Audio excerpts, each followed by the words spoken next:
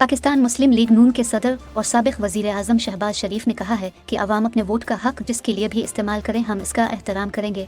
शहबाज शरीफ ने आम इंतखाबात के हवाले से कौम के नाम जारी अपने पैगाम में कहा कि 8 फरवरी को बुजुर्गों, भाइयों, बहनों, नौजवानों, मजदूरों, डॉक्टर्स अलगर्ज़िये के तमाम शुबों से ताल्लुक़ रखने वाले अजीम पाकिस्तानियों को अपने वोट की ताकत से मुल्क के मुस्तकबिल का फ़ैसला करना है।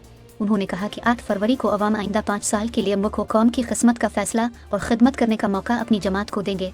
मैं पाकिस्तान के 24 करोड़ लोगों से मुतमईन हूँ कि वोट आपका हक है, जिसको भी दें हम इसका एहतराम करेंगे। शहबाज शरीफ ने कहा कि खुदारा मुल्क आज जिस माशी और मुआशरती और सियासी मसाइल का शिकार है, इसके पायदार हल के लिए मुस्लिम लीग नून को वोट देकर कामयाब बनाएं।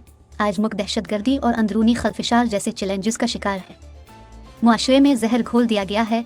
नौजवान को एक ऐसा पैगाम देने की कोशिश की गई है जिससे खुदा नखास्ता वो अपनी किताब और तालीम और पाकिस्तान को संवारने से हिच जाएं। उन्होंने कहा कि मेरी कौम से अपील है कि वो 8 फरवरी को अपने पोलिंग स्टेशन पर वोट डालने का फैसला करें और वोट देते वक्त इस बात को जहन में रखिए कि माजी में किस जमात और किस लीडर ने मुल्क की खिदमत के लिए इखलास के साथ काविशें की।